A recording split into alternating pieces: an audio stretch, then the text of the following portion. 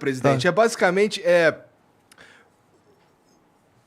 Eu percebi que o senhor até parou de dar determinadas declarações. Sim. O senhor, na verdade, fala mais com a galera lá no cercadinho. Sim, ali é controlado, não tem imprensa ali. Então, o jeito como o senhor põe as ideias no mundo, elas são uma das principais fontes de críticas, né? A sua pessoa. Concordo contigo. Né? E tem tomado mais cuidado com isso também, não é? O que o Felipe falou pra você tomar mais cuidado? Como é que foi isso aí? Todo mundo fala, né? O pessoal me enche o saco, né? Às vezes eu falo, ninguém fala mais pipoca nenhuma aqui, pra encher o saco já. O que acontece? Tem muita gente que prefere mentiras aveludadas do que verdades contundentes. Podia ser uma verdade aveludada, presidente. Não tenho boca de veludo.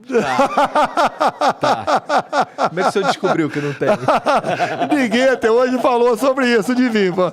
Então, é uma maneira de ser, eu tento dar uma arrumada, eu acho que... É o que, eles enchem teu saco até você ficar puto? Não, ali eu parei de aceitar a provocação. Por exemplo, hoje eu fui aplaudido na Febraban. Foi feita uma live, tá? No final, tem ali 1 minuto de palma, pessoal, quase todos se levantaram e bateram palma na Febraban, que assinou aquele manifesto. A gosta do Lula, não gosta? A Febraban sabe se lucrava mais com o Lula ou comigo. Tá. O Pix foi comigo. Alguns não gostaram lá. Mas não é tanto dinheiro para a Febraban assim, mais ou menos 20 bilhões a menos por ano. Até porque, com isso, com o Pix, foram criados 6 milhões de novas contas bancárias, que se compensa na outra área. Tá? Eu entendo que foi excelente o Pix, porque facilitou a vida de todo mundo. Como dizer, né? O Pix é excelente mesmo. Tá certo. Uma puta ideia. Até quando tua mulher, por exemplo, minha mulher, todo dia que eu saio de casa, ela me pede R$2.000 no Pix. Todo dia? Todo dia. Pra ela fazer o quê? Não sei, eu nunca dei. Você já sabia dessa, né? Não, sabia? Não. Então tu mordeu a isca aí sem querer. Eu vi que era sacanagem. Essa eu aprendi, foi com o Paulinho Gogó. Paulinho Gogó. Também vejo o Matheus Ceará, né? Aqueles pedaços sempre, né? É quase uma rotina pra mim. Eu tenho 2 rotinas, né? Uma é essa, no trono. É o melhor lugar para ouvir Matheus Ceará ou Paulinho Gogó. 10 minutos para recarregar as baterias. Uma outra rotina é muito séria, depois que eu vou lá pro quarto, me ajoelho e faço uma oração e peço ao meu bom Deus que o povo brasileiro não sinta as dores do comunismo. Só isso, não é nada. Presidente, agora olha só, tem uma folha que lembra que eu te falei no telefone que eu ia ter umas paradas aqui espinhosas. Já quer ir embora, Não, né? não. Quer ir embora. Começou que hora? 7? 7 horas. Pô, tem 3 horas de papo furado aqui, pô? Pô, tu fala muito. Pô, tu fala, Mas, ó... Tu é um pé no saco, hein, cara? Por exemplo, algumas aqui a gente já até matou, mas, ó, por exemplo, você tava falando aí agora da Michelle que te pede uma grana todo dia de manhã. Pô, o Queiroz colocou 89 pau na conta dela lá, né? Sim, quando apareceu isso aí, de imediato eu falei que o cheque era pra mim. De imediato eu falei. Eu conheço o Queiroz desde 1985, na Brigada Paraquedista. 85, quando eu nasci. Foi meu soldado. Pessoa de confiança minha. Pagava a conta minha. Daí tu emprestou uma grana pra ele. Emprestei pra ele, é comum. Tinha toda a liberdade. Pagou em cheque pra mim, certa. E eu peguei e botei na conta da Michelle. Botei na conta dela. Me arrependo por ter botado na minha conta, porque ela sofreu com isso aí. Sim. Então o dinheiro foi pra mim. Ponto final. Esse dinheiro aí, esse 89... foi ao longo de 10 anos isso aí. Ser dividido dá menos de um salário mínimo por mês. Eu falar em propina de um salário mínimo por mês, isso chamou minha atenção mesmo, porque era uma quantia relativamente baixa para uma pessoa se sujar. Sim. Parece uma... Mas é que tem todo o lance da... Não tem como Pode falar, fica à vontade. Não, tem todo o lance das rachadinhas lá que o Flávio Esse é um assunto do Flávio. É um assunto do Flávio. Eu não vou falar que filho de ninguém é assunto do Flávio. Eu respondo pelos meus atos. O Flávio responde pelos deles. Mas assim, o senhor age ou agiu de certa forma para dar uma ajudinha ali pro Flávio? Eu não tenho influência em poder nenhum. O lance lá do Moro não foi uma parada meio para ajudar o Flávio, de trocar o chefe da polícia? Olha, é privativo minha a indicação do chefe da polícia. Eu dei para o Moro indicar. Se você pegar a atuação da PF com o Moro e depois com o André Mendonça, agora com o Anderson, aumentou em muito as ações da Polícia Federal. Tá? Você não tem como influenciar na PF. Se eu pudesse influenciar, o Lula teria influenciado também. Sim. E a PF fez um carnaval na vida do Lula. Fez. Até pintou o japonês da Federal. Então, se eu tivesse poder de interferir, tá, você podia me acusar de alguma coisa. Mas o Lula não conseguiu interferir na Polícia Federal. Mas o senhor não tem o poder de conseguir umas informações privilegiadas se o cara que estiver lá... Olha, bom você falar, que maravilha. Quando o Moro, né, pediu para sair... Ele que saiu. Né? Sim. Foi, se não me engano, 22 de abril de 2020. Eu lembro desse dia porque eu tava desesperado porque assim, a bolsa estava indo bem, né? E eu tinha uma merreca guardada na bolsa. Eu, puta, o Moro saiu, vai desmoronar o governo, fudeu, não sei o que, tira o dinheiro. Aí eu lembro desse dia. Então ele falou ali, naquela coletiva dele, que na sessão secreta, não era sessão secreta, é sessão reservada com o ministro, não for fazer uma sessão com 40 pessoas, ministro, alguns auxiliares, não tem nada de secreto com 40 pessoas. Ali estava a prova da interferência minha junto à Polícia Federal. Tá? E lembra que, final da tarde, ele apresentou para a TV Globo um print do telefone da Carla Zambelli. Sim. Eu falei, poxa, essa é a prova de... E a Carla Zambelli que havia, com muito prazer, o convidado para ser padrinho do seu casamento. Eu quero confessar uma coisa para você aqui. Eu estava no Nordeste, a minha esposa foi no casamento, e eu poderia ter chegado a tempo o casamento, e falei para a galera do avião, pessoal, atrasa, eu não vou para o casamento. Porque se eu chegar em casa com tempo para o casamento, minha mulher pegar no meu pescoço e vai. E eu vou. Eu não quero ir no casamento.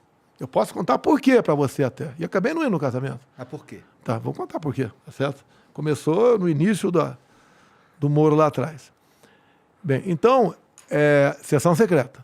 E daí, o que é? O pendrive da sessão, tá? Fica comigo. Eu sempre pegava aquele pendrive, pegava os melhores... Como você pega os melhores momentos aqui e difunde o teu programa, mostra um furo, um negócio qualquer. E daí o ministro Celso de Mello, decisão dele, que eu tinha que mostrar a sessão secreta. Eu não tinha que mostrar. É uma arbitrariedade, é uma reunião de ministro, não é uma sessão do Congresso ou de uma Câmara Municipal que foi gravado e o presidente tem que mostrar. Eu, a contragosto, mostrei. Entreguei a fita para o Celso de Mello. E daí, poucos dias depois, ele divulgou a fita. Tanto é que a imprensa pegava a fita e botava na tela. Daí apareceu palavrão pra caramba. 29 palavrões, né? Agora, em nenhum momento tinha uma interferência minha na Polícia Federal. Eu falei, a minha segurança no Rio de Janeiro é assim, assim, assim, assim. Eu vou trocar a minha segurança. O Moro saiu na metade da reunião. Ele achava que ao não responder, ele falou, tá vendo? Não entregou a fita porque teve interferência. E se eu interferisse, eu acho que ia falar numa sessão, seja qual for? Você não tem como intervir. Você é surpreendido pela Polícia Federal o tempo todo. Tem um lado bom e tem um lado que se extrapola um pouco. O Moro fala que essa troca de gestão, ela tem a ver com a possibilidade de colher informações da PF. Ele fala, mas não prova nada, meu Deus do céu. Vamos lá, como é que começou o fim da lua de mel? Imagine na lua de mel você separar da tua esposa, né? Ou teu esposo. Tá? Fique à vontade aí. Tá? Não discrimina ninguém. Tá. Essa barba aí não quer dizer nada para mim. Tá? Então você pode ver. O que aconteceu quando me elegi em 2018? De imediato, os médicos cubanos, médicos entre aspas, fugiram do Brasil. Eu não acabei com o programa Mais Médio do PT. Eles foram embora. Eu ia pegar os caras. Ali tinha de tudo, ali menos médico. Tinha gente das Forças Especiais cubanas, tinha agentes que estavam fazendo célula de guerrilha aqui no Brasil. Eu ia chegar para você, cubano, vem cá. Bezetacil, colírio, endovenosa, intramuscular ou oral? Pergunta idiota, né? Sim. Mas o médico, o enfermeiro vai responder rapidamente. Ele não ia responder. Mas Não tentei durante... você tinha essa informação que tinha os caras fazendo célula de guerrilha aqui? Você pode ver. Os médicos cubanos aqui, além da rachadona, que 80% do salário ficava com Fidel Castro, né? Tá?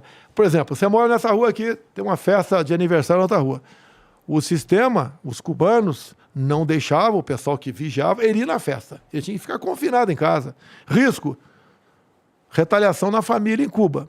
Que veio uma coisa que o ministro da Saúde disse, quando estava discutindo a medida provisória dos mais médicos, se algum cubano pedir asilo, vai ser deportado, como foram os 2 boxeadores. E a imprensa se calou.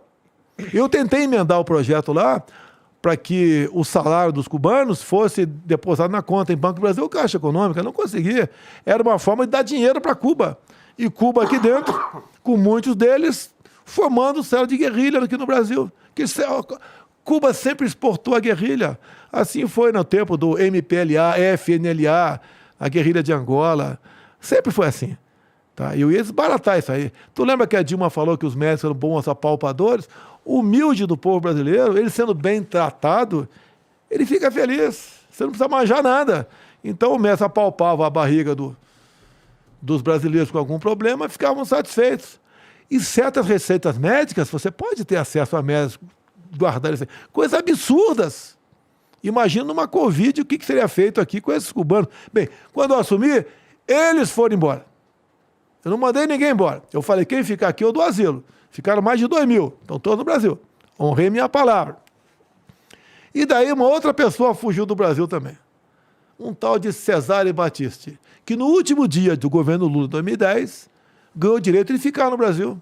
Que o Supremo Tribunal Federal falou, isso é competência tua, Poder Executivo, do presidente. Ele concede ou não asilo. Bem, o nosso querido Cesare Battisti, um terrorista, 4 execuções na Itália, tá? Pertenceu ao PAC, Proletários Armados pelo Comunismo, por isso o PAC lá atrás com esse nome.